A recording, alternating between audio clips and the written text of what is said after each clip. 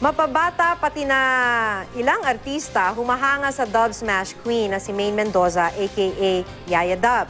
Pati nga pananamit at estilo niya ginagaya na rin. Narito ang report. Pagmula sa unang upload niya ng kanyang Dub Smash video hanggang sa unang araw na naging parte siya ng longest-running noontime show na Itbulaga, marami na ang nag-aabang sa new TV darling at Dub Smash Queen na si Maine Mendoza, aka Yaya Dub. Tulad na lamang ni Princess Marbella, 16 years old, isang Yaya Dub wannabe.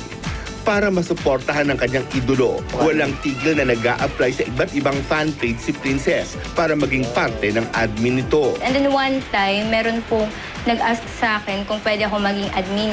Yun nga po yung Yaya Dub na page.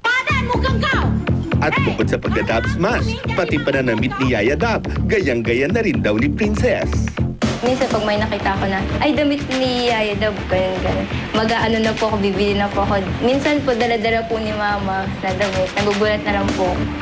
Maging ang best friend ni Princess na si Noreen, nahawa na rin sa Yaya Dub fever. Ang cute naman ng 4 years old na si Marigail Arturo. Bata pa lang, super fan na rin ni Yaya Dub.